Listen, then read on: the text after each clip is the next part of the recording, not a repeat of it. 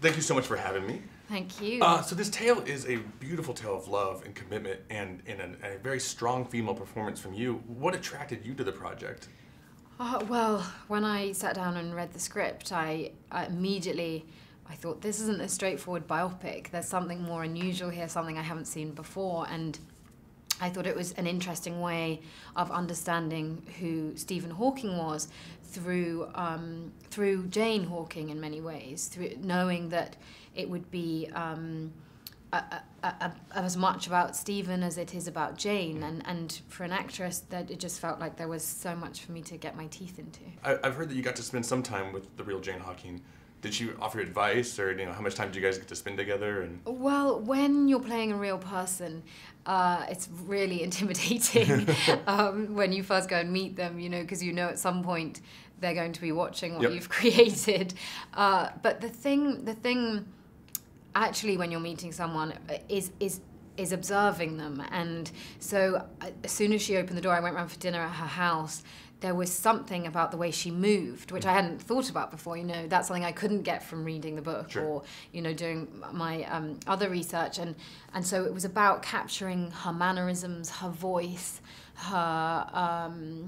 She just has this almost like quite balletic, ladylike way of presenting herself. And so in many ways it's sort of you want to get all the outside things, the technical things of a character, and then start to understand their ideology and understand who they are emotionally. I'd asked Eddie, and you kind of touched on it, if it's more daunting or inspiring. You portrayed characters that are no longer with us, but now you've done one that's still alive.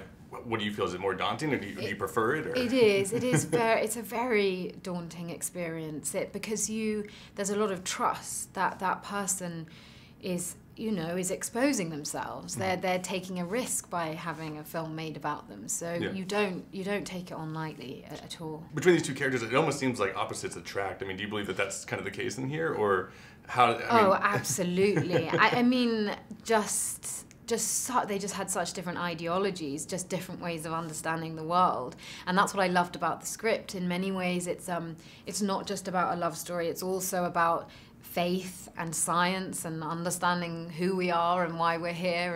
And I think that there was an antagonism in Jane and Stephen's relationship from the very beginning.